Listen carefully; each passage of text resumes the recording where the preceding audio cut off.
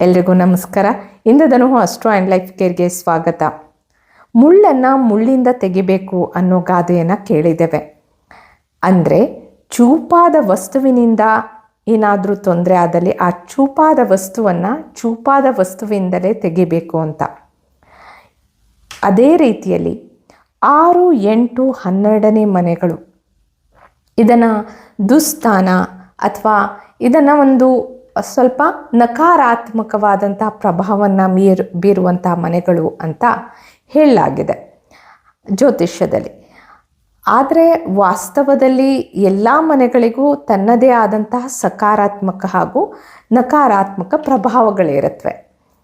ಆದರೆ ವಿಶೇಷವಾಗಿ 6, 8, 12ನೇ ಮನೆಗಳಲ್ಲಿ ಸ್ವಲ್ಪ ಹೆಚ್ಚಿನದಾಗಿ ಕೆಲವೊಂದಿಷ್ಟು ನಕಾರಾತ್ಮಕ ಅಂಶಗಳಿರೋದ್ರಿಂದ ಅದನ್ನು ಹೆಚ್ಚಿನದಾಗಿ ತೊಂದರೆ ಕೊಡುವಂತಹ ಮನೆಗಳು ಅಂತ ಭಾವಿಸಲಾಗುತ್ತೆ. ಆದರೆ ಕೆಲವೊಮ್ಮೆ ಏನಾಗುತ್ತೆ, ಇಂತಹ ಮನೆಗಳನ್ನೇ ನಾವು ಸಕಾರಾತ್ಮಕವಾಗಿ ಉಪಯೋಗಿಸ್ಕೋಬೋದು. ಈಗ ಹೇಗೆ ಅಂತಂದರೆ 6, 8, 12ನೇ ಮನೆಗೆ ಒಂದು ರೆಮಿಡಿಯಾಗಿ, ಒಂದು ಪರಿಹಾರವಾಗಿ ನಾವು 6, 8, 12ನೇ ಮನೆಗಳನ್ನೇ ಬಳಸ್ಕೋಬೋದು. ಅದು ಹೇಗೆ ಅಂತಂದರೆ, ಈಗ 6ನೇ ಮನೆ, ನಾವಿಲ್ಲಿ ವಿಡಿಯೋದಲ್ಲಿ ತುಂಬ ಉದ್ದವಾಗಿ ನಾವು ವಿಚಾರಗಳನ್ನ ತಿಳ್ಕೊಳ್ಳೋಕ್ಕಾಗಲ್ಲ. ಯಾಕೆ ಅಂತಂದರೆ, ಒಂದು 6ನೇ ಮನೆ ಅಂತ ಹೇಳಬೇಕಾದ್ರೆ 6ನೇ ಮನೆ ಬಗ್ಗೆ ಇಡೀ ದಿನ ಮಾತಾಡ್ಬೋದು. 6ನೇ ಮನೆ ದಶಾಭುಕ್ತಿಯಲ್ಲಿ ಹೇಗೆ ಕೆಲಸ ಮಾಡುತ್ತೆ, ಅಂತರ್ಭುಕ್ತಿಯಲ್ಲಿ ಹೇಗೆ ಕೆಲಸ ಮಾಡುತ್ತೆ, ಟ್ರಾನ್ಸಿಟಲ್ಲಿ ಹೇಗೆ ಕೆಲಸ ಮಾಡುತ್ತೆ, ಅಥವಾ ಡಿವಿಷನಲ್ ಚಾರ್ಟ್ಗಳಲ್ಲಿ ಹೇಗೆ ಕೆಲಸ ಮಾಡುತ್ತೆ, D1ಅಲ್ಲಿ, D9ಅಲ್ಲಿ, D30ಯಲ್ಲಿ, ಈ ರೀತಿ ಒಂದೊಂದರಲ್ಲಿ ಅಷ್ಟಕ ವರ್ಗದಲ್ಲಿ ಹೇಗೆ ಕೆಲಸ ಮಾಡುತ್ತೆ, ಮತ್ತು 6ನೇ ಮನೆಯಲ್ಲಿ ಗ್ರಹಗಳು ಕುಳಿತಾಗ ಹೇಗೆ ಕೆಲಸ ಮಾಡುತ್ತೆ, 6ನೇ ಮನೆಯಲ್ಲಿ ಯಾವುದೇ ಗ್ರಹ ಕುಳಿತಿಲ್ಲ ಅಂತಂದರೆ ಹೇಗೆ ಕೆಲಸ ಮಾಡುತ್ತೆ, ಹೀಗೆ 6ನೇ ಮನೆ ಅಂತ ಅಲ್ಲ, ಎಲ್ಲ ಮನೆಗಳ ಬಗ್ಗೆ ಹೇಳಬೇಕಾದ್ರೂ ಒಂದೊಂದು ಮನೆ ಒಂದೊಂದು ದಿನಗಳವರೆಗೆ ಮಾತನಾಡ್ಬೋದು. ಆದರೆ ಇಲ್ಲಿ ನಮಗೆ ಕೆಲವೊಂದು ವಿಷಯಗಳನ್ನು ತೆಗೆದುಕೊಂಡು ಆ ವಿಷಯಕ್ಕೆ ಸಂಬಂಧಿಸಿ ಮಾತ್ರ ನಾವಿಲ್ಲಿ ವಿಚಾರಗಳನ್ನು ವಿನಿಮಯ ಮಾಡ್ಕೋಬೋದು. ಅದಕ್ಕೆ ಇದು ಸ್ವಲ್ಪ ವಿಚಾರಗಳನ್ನು ವಿನಿಮಯ ಮಾಡಿಕೊಳ್ಳೋದಕ್ಕೆ ಸಮಯ ಅಂತ ಹೇಳ್ಬೋದು ಅಷ್ಟೇ. ಆದರೆ ಪೂರ್ತಿಯಾದಂತಹ ವಿಚಾರವನ್ನು ಅಥವಾ ಅದರ ಬಗ್ಗೆ ಸಂಪೂರ್ಣ ಮಾಹಿತಿಯನ್ನು ನಾವು ಒಂದೇ ವಿಡಿಯೋದಲ್ಲಿ ಹೇಳೋದಕ್ಕೆ ಸಾಧ್ಯ ಇಲ್ಲ, ಅಥವಾ ತಿಳ್ಕೊಳ್ಳೋದಾಗಲಿ ಸಾಧ್ಯ ಇಲ್ಲ. ಆದರೆ ನಾವಿಲ್ಲಿ ಇದರ ಸಂಕ್ಷಿಪ್ತವಾದಂತಹ ವಿಚಾರವನ್ನು, ಒಂದು ಐಡಿಯಾವನ್ನು ಅಥವಾ ಒಂದು ದೃಷ್ಟಿಕೋನವನ್ನು ನಾವಿಲ್ಲಿ ನೋಡೋಣ. ಈಗ 6ನೇ ಮನೆ ಅದು ಸೇವೆಯ ಮನೆಯೂ ಹೌದು, ಅಥವಾ ಸಾಲದ ಮನೆ ಹೌದು, ರೋಗದ ಮನೆ ಹೌದು, ಅಥವಾ ಶತ್ರುಗಳ ಮನೆ ಹೌದು. ಅದೇ ರೀತಿ 6ನೇ ಮನೆ ನಮಗೆ ಇನ್ಕಮ್ ಅಂತ ತರುವಂತಹ ಮನೆಯೂ ಹೌದು, ಯಾಕೆಂದರೆ ಉದ್ಯೋಗದ ಮನೆಯೂ ಹೌದು. ಅಂದಮೇಲೆ ಈ 6ನೇ ಮನೆ, ಈಗ ನಾವೊಂದು ನೋಡೋಣ 6ನೇ ಮನೆಗೆ 8ನೇ ಮನೆ ಹೆಂಗೆ ಪರಿಹಾರ ಆಗುತ್ತೆ ಅಂತ. 6ನೇ ಮನೆ ಈಗ ಉದ್ಯೋಗದ ಮನೆ. ಏನಾಗಿದೆ ಅಂತಂದರೆ, ಕೆಲವರು ಹೇಳ್ತಾರೆ ನನಗೆ ಶತ್ರುಗಳು ತುಂಬ ತೊಂದರೆ ಕೊಡ್ತಿದ್ದಾರೆ, ಶತ್ರುಗಳಿಂದ ನನಗೆ ಸಾಕಷ್ಟು ತೊಂದರೆ ಆಗ್ತಿದೆ, ಅವರಿಗೆ ನನ್ನ ಬಗ್ಗೆ ಇನ್ಫಾರ್ಮೇಷನ್ ಗೊತ್ತಾಗುತ್ತೆ, ನನ್ನ ಬಗ್ಗೆ ಅವರು ಏನೆಲ್ಲ ನಾನು ಮಾಡಬೇಕು ಅಂದ್ಕೊಂಡಿದ್ದೀನಿ ಅದಕ್ಕೆಲ್ಲ ಅವರು ತೊಂದರೆಯನ್ನು ಒಡ್ಡುತ್ತಾರೆ ಅನ್ನೋದನ್ನು ನಾವು ಕೆಲವರಿಂದ ಕೇಳ್ತೇವೆ. ಆಗ 8ನೇ ಮನೆ ಅದಕ್ಕೆ ಹೇಗೆ ಸಹಾಯ ಮಾಡುತ್ತೆ? 8ನೇ ಮನೆ ಅದು ಸೀಕ್ರೆಟ್ ಮನೆ ಹೌದು. ಯಾವುದೇ ವಿಷಯವನ್ನು ಗುಪ್ತವಾಗಿಡುವಂತಹ ಮನೆ, ಗುಪ್ತ ವಿದ್ಯೆಗಳ ಮನೆ, ಗುಪ್ತವಾಗಿಡುವಂತಹ ಮನೆ, ಇಂಟ್ಯೂಷನ್ ಮನೆ. ಹಾಗೆಯೇ 8ನೇ ಮನೆ ಆಳವಾಗಿ ಹೋಗ್ತಕ್ಕಂತಹ ಮನೆ, ಕತ್ತಲಿನ ಮನೆ.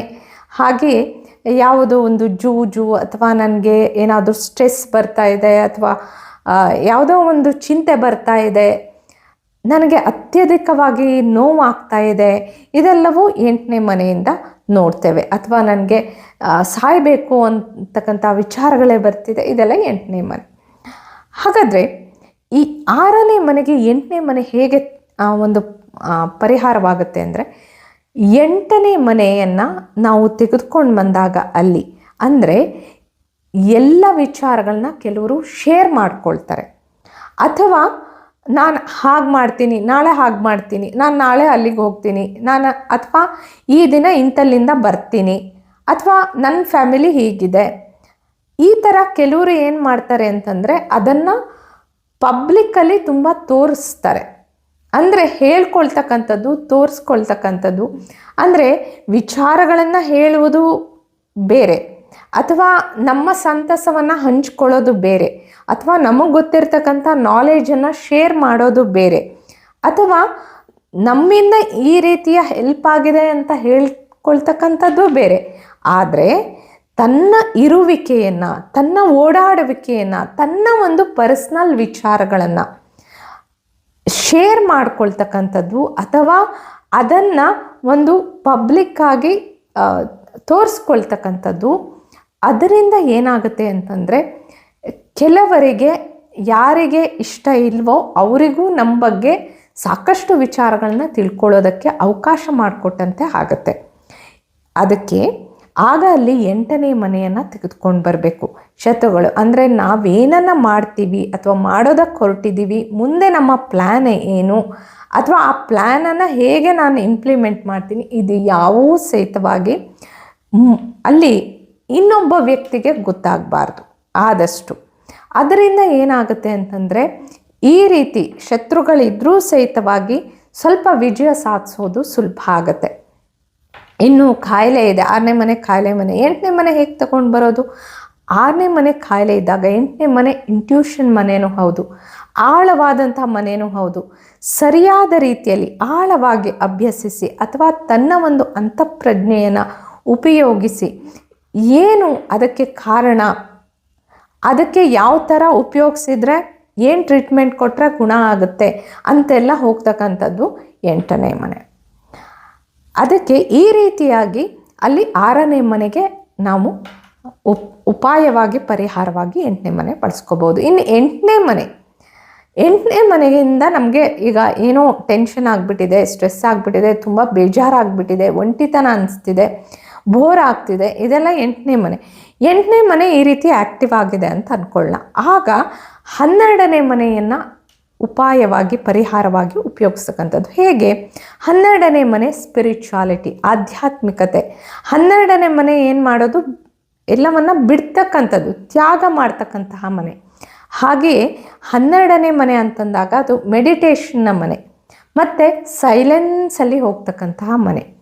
ಅಂಥ ಸಂದರ್ಭದಲ್ಲಿ ನಾನೇನೋ ಸಾಯಬೇಕು ಅಂತಕ್ಕಂಥ ಯೋಚನೆ ಮಾಡೋದಾಗಲಿ, ಅಥವಾ ನನಗೆ ತುಂಬ ಟೆನ್ಷನ್ ಆಗಿಬಿಟ್ಟಿದೆ ಅಂತ ಅದರ ಬಗ್ಗೆನೇ ಯೋಚನೆ ಮಾಡಿ ಡಿಸ್ಟರ್ಬ್ ಆಗೋ ಬದಲು ಒಂದು ಕ್ಷಣ ಸೈಲೆನ್ಸಲ್ಲಿ ಹೋಗೋದು, ಅಥವಾ ಆಧ್ಯಾತ್ಮಿಕವಾಗಿ ಅಂದರೆ ದೇವರನ್ನು, ನಂಬಿದಂಥ ಯಾವುದೇ ಶಕ್ತಿಯನ್ನು, ಅದು ಯಾವುದೇ ಇರ್ಬೋದು, ಅದನ್ನು ಪ್ರಾರ್ಥನೆ ಮಾಡೋದ್ರಿಂದ ಅಥವಾ ಆ ಸಮಯದಲ್ಲಿ ಸ್ವಲ್ಪ ಹೊತ್ತು ಮೆಡಿಟೇಷನ್ಲಿ ಕುಳಿತುಕೊಳ್ಳೋದ್ರಿಂದ ಈ ರೀತಿಯಾಗಿ 12ನೇ ಮನೆಯನ್ನು ಉಪಯೋಗಿಸಿ 8ನೇ ಮನೆಯಿಂದ ಆದಂಥ ತೊಂದರೆಯನ್ನು ನಿವಾರಿಸ್ಕೊಳ್ಬೋದು. ಹೀಗೆ 12ನೇ ಮನೆ, ಇದರಲ್ಲಿ 8ನೇ ಮನೆ ಬಗ್ಗೆ ಭಾಳಷ್ಟಿದೆ. ಅದನ್ನು ಹೇಗೆ ಪ್ರತಿಯೊಂದಕ್ಕೂ 12ನೇ ಮನೆ ಹೇಗೆ ಉಪಯೋಗಿಸ್ಕೋಬೋದು ಅನ್ನೋದನ್ನು ವಿಚಾರ ಮಾಡ್ಬೋದು. ಆದರೆ ಇದನ್ನು ತಾವು ಪ್ರತಿಯೊಂದರಲ್ಲಿನೂ ಯೋಚನೆ ಮಾಡ್ಬೋದು. ಇಲ್ಲಿ ಕೆಲವೊಂದು ಎಕ್ಸಾಂಪಲ್ ಕೊಡುತ್ತೆ, ಈ ರೀತಿಯೂ ವಿಚಾರ ಮಾಡ್ಬೋದು ಅಥವಾ ಉಪಯೋಗಿಸ್ಕೋಬೋದು ಅನ್ನುವಂಥ ಒಂದು ಸೂಕ್ಷ್ಮ ಮಾಹಿತಿ ಕೊಡ್ತಾ ಇದೆ ಅಷ್ಟೇ. ಆದರೆ ಅದನ್ನು ತಾವು ತಮ್ಮ ಒಂದು ಜೀವನದಲ್ಲಿ ಬೇರೆ ಬೇರೆ ರೀತಿಯಲ್ಲಿ ಯೋಚಿಸ್ಕೊಂಡು ಅಪ್ಲೈನು ಮಾಡ್ಕೋಬೋದು. ಇನ್ನು 12ನೇ ಮನೆ ಯಾವುದಕ್ಕೆ ಸಂಬಂಧಪಟ್ಟಂಥ ಮನೆ? ಲಾಸ್. ಏನೋ ಇನ್ವೆಸ್ಟ್ಮೆಂಟ್ ಮಾಡಿದೆ, ಲಾಸ್ ಆಗಿಬಿಡ್ತು, ಏನೋ ನನ್ನ ಕೈಯಲ್ಲಿ ಏನೋ ಇಲ್ಲ, ಈಗ ಹಣ ಇಲ್ಲ, ಅಥವಾ ಏನನ್ನೋ ನಾನು 12ನೇ ಮನೆ ಅಂದರೆ ಕಳ್ಕೊಂಡಿರ್ತಕ್ಕಂಥದ್ದು, ಏನನ್ನೋ ನಾನು ಕಳ್ಕೊಂಡಿದ್ದೀನಿ ಈಗ, ಅಥವಾ ಏನೋ ನನಗೆ ಲಾಸ್ ಆಗಿದೆ. ಅಂಥ ಸಂದರ್ಭದಲ್ಲಿ 6ನೇ ಮನೆ ಹೇಗೆ ಕೆಲಸಕ್ಕೆ ಬರುತ್ತೆ? 6ನೇ ಮನೆ ಏನು? ಕೆಲಸದ ಮನೆ, ಉದ್ಯೋಗದ ಮನೆ, ಅಥವಾ ಚಟುವಟಿಕೆಯಿಂದಿರ್ತಕ್ಕಂತಹ ಮನೆ. ಅದಕ್ಕೆ ಅಂಥ ಸಂದರ್ಭದಲ್ಲಿ ಯಾವ ರೀತಿಯ ಉದ್ಯೋಗವನ್ನು ಕೀಳಾಗಿ ಪರಿಗಣಿಸಿದೆ. ಈಗ ನಾವು ಎಷ್ಟೋ ಕಡೆಗೆ ಉದಾಹರಣೆಗಳನ್ನ ನೋಡಿದ್ದೀವಿ. ಅವರನ್ನು ಕಂಪ್ನಿಯಿಂದ ತೆಗೆದುಬಿಟ್ರು, ಆಗ ಅವರು ಅಳ್ಕೊಳ್ತಾ ಕೂತ್ಕೊಳ್ಳಿಲ್ಲ. ಈಗ ನೆಕ್ಸ್ಟ್ ಏನು ಮಾಡೋದು, 6ನೇ ಮನೆ ತಂದರು ಅಂದರೆ ಏನೋ ಒಂದು ನಾನು ಉದ್ಯೋಗ ಮಾಡ್ತೀನಿ. ಅದಕ್ಕೆ ಅವರು ಏನು ಮಾಡಿದ್ರು, ಎಷ್ಟೋ ಒಂದು ಡಿಲಿವರಿ ಬಾಯ್ ಆಗಿ ಕೆಲಸಗಳನ್ನ ಪ್ರಾರಂಭ ಮಾಡಿದ್ರು ಎಷ್ಟೋ ಜನರು. ಕೆಲವರು ಏನೇನೋ ಚಿಕ್ಕವಾದಂತಹ ಒಂದು ಚಿಕ್ಕ ಗೂಡಂಗಡಿ ಇಡೋದಕ್ಕೆ ಪ್ರಾರಂಭ ಮಾಡಿದ್ರು. ಈ ರೀತಿಯಾಗಿ ತಮ್ಮ ಜೀವನವನ್ನು ಅಲ್ಲಿಂದ ಪ್ರಾರಂಭ ಮಾಡಿದ್ರು. ಆದರೆ ನಂತರ ಅದನ್ನೇ ಉತ್ತಮ ಮಾಡ್ಕೊಳ್ತಾ ಹೋದರು. ಈ ರೀತಿಯಾಗಿ ಕೆಲವರು ಅದನ್ನು ಚಾಲೆಂಜು, ಸ್ಟ್ರೆಸ್ಸು ಅದೆಲ್ಲ ಇರುತ್ತೆ ಲೈಫಲ್ಲಿ. ಆದರೆ ಆ ಸಮಯದಲ್ಲಿ ಏನು ಮಾಡಿದ್ರು, 6ನೇ ಮನೆಯನ್ನು ತಂದರು. ಅದರಿಂದ ಏನಾಯಿತು ಅಂತಂದರೆ ಸ್ವಲ್ಪ ಮಟ್ಟಿಗೆ ಅವರ ಜೀವನದಲ್ಲಿ ಭಾರ ಕಡಿಮೆ ಆಯಿತು. ಈ ರೀತಿ ಅಂದರೆ ಚಟುವಟಿಕೆಯಿಂದ ತೊಡಗೋದು ಅಥವಾ ಏನಾದರೂ ಒಂದು ಕಾರ್ಯದಲ್ಲಿ ತಮ್ಮನ್ನು ತಾವು ತೊಡಗಿಸ್ಕೊಳ್ಳೋದು, ಯೋಚನೆ ಮಾಡದೆ ದುಃಖಿತರಾಗದೆ ಮುಂದೆ ಹೋಗ್ತಕ್ಕಂಥದ್ದು, ಇದು ಏನು ಮಾಡುತ್ತೆ, 6ನೇ ಮನೆ ಅಲ್ಲಿ ಕೆಲಸ ಮಾಡುತ್ತೆ. ಈ ಥರ 6ನೇ ಮನೆಗೆ 8ನೇ ಮನೆ, 8ನೇ ಮನೆಗೆ 12ನೇ ಮನೆ, 12ನೇ ಮನೆಗೆ 6ನೇ ಮನೆ, ಈ ರೀತಿ ದುಸ್ಥಾನದ ಮನೆಗಳನ್ನೇ ಏನು ಮಾಡ್ಬೋದು, ಸಹಾಯಕರಾಗಿ ಕೆಲಸ ಮಾಡ್ಬೋದು. ಈ ರೀತಿ ನಾವು ಅದನ್ನು ಯಾವುದನ್ನೇ ಆಗಲಿ ನೆಗೆಟಿವನ್ನು ಯಾವ ಥರ ನಾವು ಪಾಸಿಟಿವ್ ಆಗಿ ನಾವಿಲ್ಲಿ ಉಪಯೋಗಿಸ್ಕೊಳ್ತಾ ಹೋಗ್ಬೋದು ಅನ್ನೋದಕ್ಕೆ ಈ ರೀತಿಯಾಗಿ ನಾವು ವಿಚಾರ ಮಾಡ್ತಾ ಹೋಗ್ಬೋದು. ಅಥವಾ ಅದನ್ನು ನಮ್ಮ ಜೀವನದಲ್ಲಿ ಬಳಸಿ ನಾವು ಅದರಿಂದ ಪರಿಹಾರ ಕಂಡುಕೊಳ್ಬೋದು. ಮುಂದಿನ ಸಂಚಿಕೆಯಲ್ಲಿ ನಾವು ಮತ್ತಷ್ಟು ವಿಷಯಗಳೊಂದಿಗೆ ಭೇಟಿಯಾಗೋಣ. ಅಲ್ಲಿಯವರೆಗೆ ಶುಭಮಸ್ತು. ಧನ್ಯವಾದಗಳು.